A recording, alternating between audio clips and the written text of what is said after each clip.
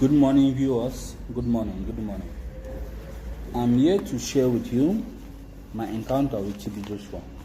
It is very, very important for you people to know who TB Joshua is. It happened back then when I was in Cameroon. I'm a Cameroonian. So I was living a life of scamming, what people know as Yahoo. I was into scamming, stealing, and all sorts of things. So my father wanted to disown me. I tried to stop in many occasions, but no way. So I was seeing TB Joshua, what he's doing on TV, all those things. So I decided to go there for deliverance. So I traveled to Lagos, Nigeria. I arrived Synagogue Church. I was launching in Emmanuel Lounge beside the church. Then on a Sunday service, I went there. I was in church when TB Joshua said, God have shown him another realm of spirit where youth of today are engaging into internet fraud, what you call Yahoo. And there are people who are doing masturbating, they are masturbating online, all those type of things. So if you're in this church, you have involved yourself in any of these things, come out. He will love to see us. So we came out, many of us. So they gave us, please wait after service. Wait after service. They gave us that, wait after. So after service, wait. They were asked to go and come back the next day, 10 o'clock. We went and came back on Monday, the following day. The coordinators had to arrange seats, like 5 different seats, and they were sitting 4-4, and they will call you one after the other to come so that you share your experience with your experience with the computer or what you have experienced online. So I came there, I shared my experience with them. I told them I am a criminal. I'm living a life of duping people, scamming people from their hard-earned money, and stealing. So I need a help. I need the help of the man of God to pray for me so that I can turn away from my evil deed. And they told me, and I told them I was about to be disowned by my father. So I was among the few people who they chose to see the man of God. That same day in the night, we went on top of the gallery. On top of the gallery, they have already submit the name.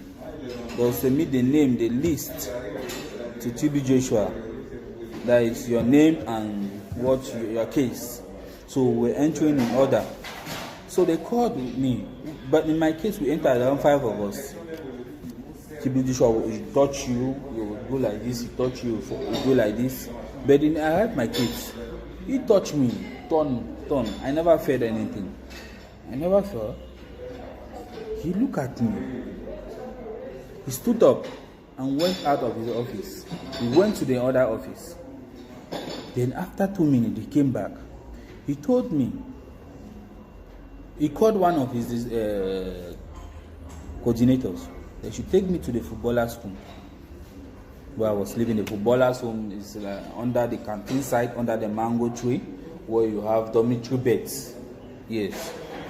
That's where the footballers were living, and other member, when you come to the church, maybe your case is somehow you want to keep you. That's where you are living. So I stayed for the church in 2 months, some weeks. So every day, the 8 o'clock, the bus will carry us to the prayer mountain. The prayer mountain is a piece of land surrounded by water. So the bus will carry us to the prayer mountain for prayers. Then by 5 o'clock, the bus will carry us back to the church. And when we are going back, we have free food at the canteen. Then after that, they used to give 1,500. They were giving me 1,500 naira every two days. So, in the first 3 weeks, I was called one Saturday evening that I will be among the people who attend deliverance on Sunday. So on Sunday morning, Sister Yinka, who is preaching today, you are one of his disciples. You came and told me that this is what I'm going to say. This is what I'm arranged my word for me. And you told me when the man of God is praying, I should not resist, I should fall. Sister Yinka, if I'm saying contrary to what, if I said anything contrary to what you told me, you are free to go down on your knees and talk to God. You're free to go down on your knees and talk to God. To curse me, like what is happening today. You're free. Sister Yinka, you told me this was what you were going to say. When the man of God is praying for you, don't resist, fall. And I went there. I confessed. I was in a live service. I confessed. And TB Joshua was doing this, I was going like that, and I fell down. But I was ashamed in my spirit. But later on, after 1 month, I was asked that TB Joshua wanted to see me. I went to his office. His office is on top of the gallery. Yes. So I went to his office. He told me that he wants to talk to my father. So I gave my father's phone number. They called my father. And he said, I am TB Joshua of Synagogue Church of All Nations. I'm calling you in regards of your son, John Pabe. There's something I have seen in him that is very important. I want to discuss with you one-on-one. So I'm inviting you to come over. My father gave excuse that due to the nature of his job, he cannot travel. Because by then he was a commissioner of police. So he told TB Joshua he cannot travel. So TB Joshua told him, check your program. If you see that you can make it, then this number, call this number that we are calling you. So after like 2 months, 2 weeks, one brother inside the room, he was an elder man. He sent me to the roadside beside the church to get him fried yam. I took the money. I went to the roadside. I bought the yam. And as I was coming back, Sister Oloiton, who is fat and has one eye, is somehow having a problem, with another lady, were sitting in front of the prayer line. You called me and said, where am I coming from? I told you that an elder person sent me to get a yam from him at the roadside. We went up and informed TB Joshua. I was in the room when they called me that immediately TB Joshua wanted to see me. So I went there. TB Joshua was angry that what if I went to the roadside, a vehicle knocked me down, they'll say Synagogue Church have killed again. They'll say this. So he was angry. I was asked to wait outside. Brother Joseph, you came and you gave me 50,000 naira with an anointing water, with a phone number that the people cannot continue to keep me in church. Let me go when my family want to come, but you call the number before coming. And before I left the church, you people had to video me. You have to video me. I should hold the money, and you video me. You say I should thank the man of God for his time and the money he has given me. I did everything you asked me to do, and I left the church. I went back to Cameroon. I explained everything to my stepmother, and she told me she was going to see how we can go back with my elder brother, because my elder brother had some mental problem, and he has been carried to that church. They prayed for him, but without any, he came back the same thing, the same way, until date. So my stepmother said it's an advantage for her to also take him along. So I waited for their signals for like 2 months, 3 months, nothing. I had to go back to the church. I went back to the church, and this time around, the coordinators never wanted to let me see the man of God. They ordered the security. This man should not come close to the gate. Sister Olainton, I met you. Brother Chris, you saw me. Who is a disciple today? You saw me. I told you I wanted to see the man of God. TB Joshua, who you claim. People gave me excuses. So I left. One afternoon, I came out. I was taking pictures, calling family back home, taking pictures because some whites also, international visitors, were taking pictures. So I was taking pictures too. But before I knew, policemen without uniform came. They took me along. We entered the canteen site. There was another guy who was arrested too there. I don't know, maybe during that period Boko Haram was threatening them or whatever. I never knew. Before I knew, they said they bought camera. They bought their cameras. And they started videoing me. That I confessed that I'm a member of Boko Haram and I tried to burn the church. TB Joshua hit me on the chest. There were police everywhere. Bomb squad came with dogs and was searching everywhere. And told the policemen, this guy is a member of Boko Haram. I was handcuffed immediately. I was being handcuffed.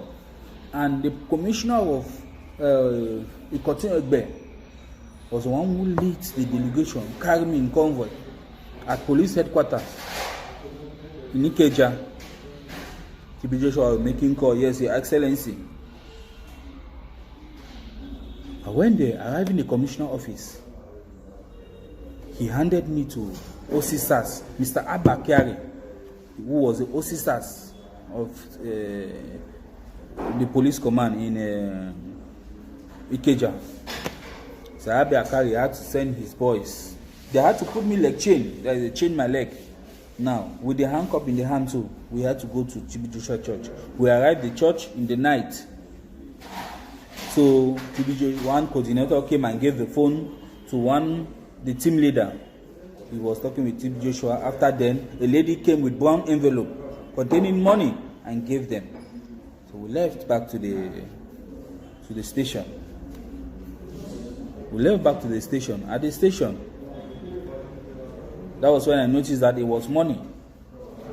So I was being put in the cell. You know, they have cell 1, cell 2, cell 3, and there is a female cell inside them. So there were churches. On the first one week, they asked the people in the cell, let nobody talk to me, and let me not talk to anybody in the cell. In the first 1 week,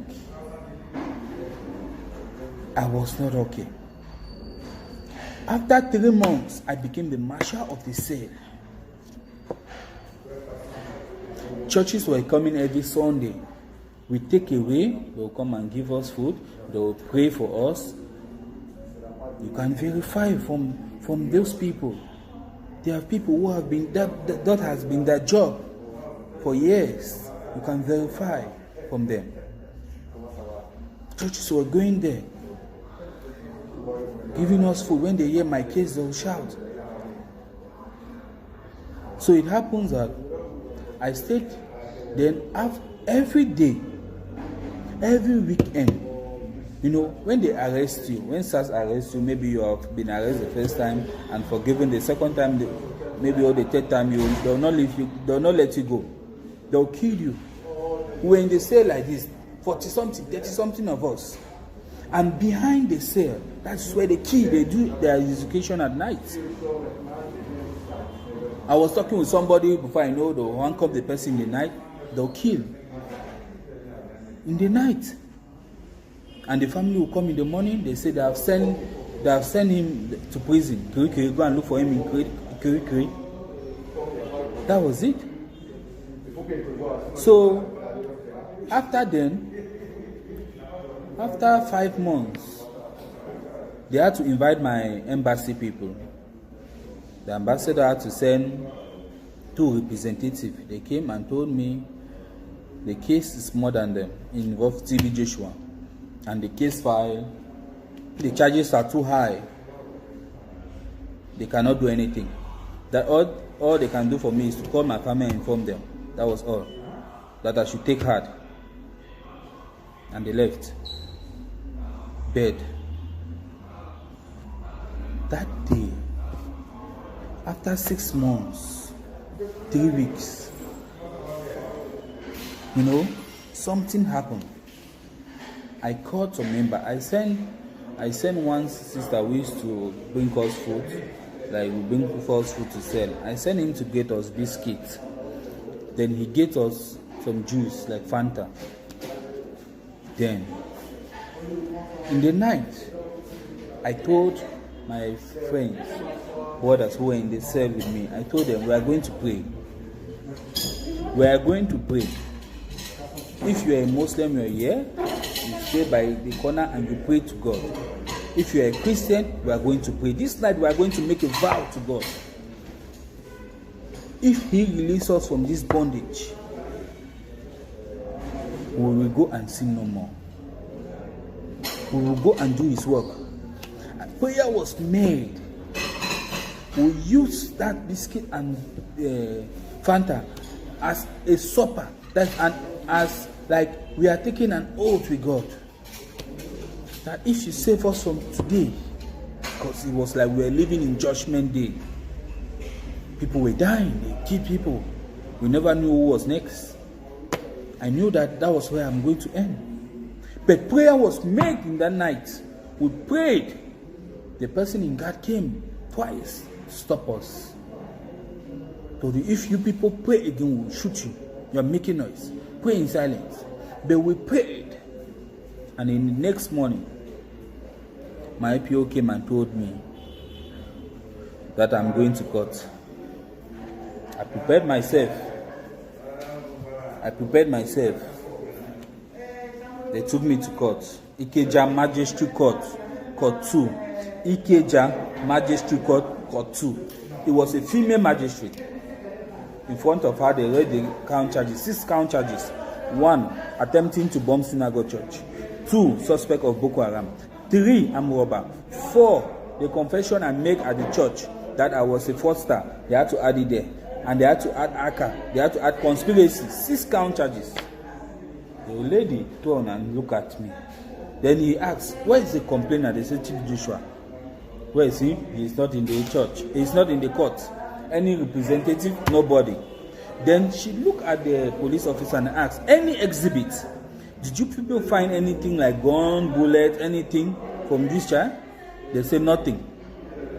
She was angry and discharged the case and acquitted immediately. She said, if I know anybody, I should call to come and sign. Immediately, there were PM newspaper and some other news agents in the court.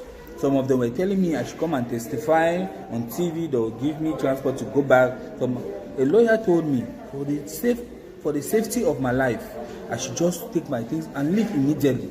Let me not even make the church or any member to know that I am alive. That was how to know that I am out. That was how I left to the hotel that Emmanuel Long to carry my belongings. Arriving in front of the hotel, people were running. People saw me and started running.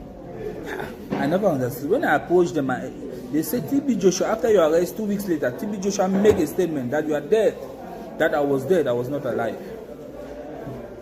So I had to explain everything to them before they told me, one lady told me I should go to the Lord Choosing, which is at Lagos Ibadan Expressway, their headquarters, that they will assist me. I went there. When I went there, I met some elders. I explained the situation to them. They were so amazed. They never believed me. They had to go and investigate themselves. I told them, go to SAS, Ikeja, and investigate. Go to Ikeja Magistrate Court and investigate. After the investigation, I was supposed to appear to give my testimony on Sunday service. I appeared. I gave my testimony on Sunday service. And that was it. They paid my transportation. I traveled.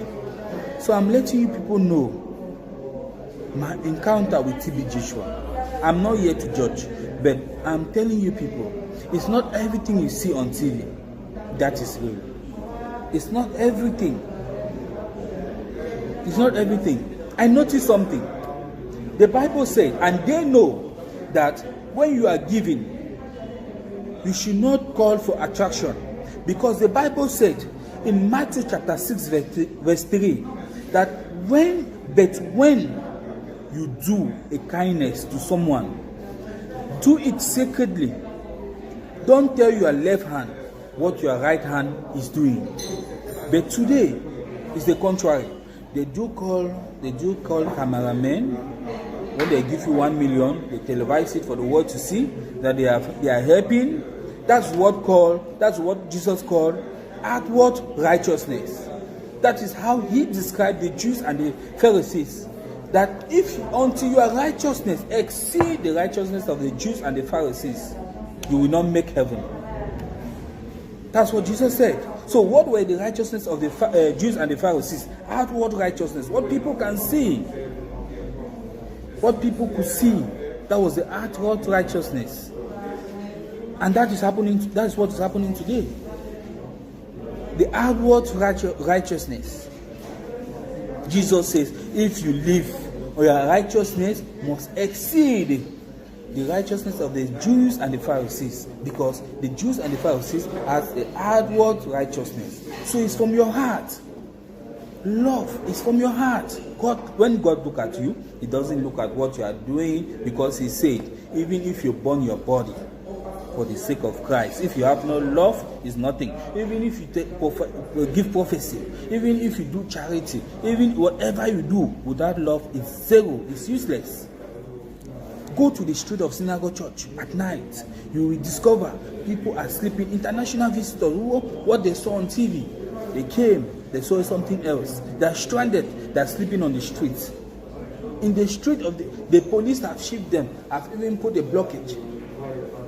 But you, TB Joshua, you come out to do charity and make it for your own interest, for the world to know you are doing good. But while in your street, people are dying. While on your street, people are suffering.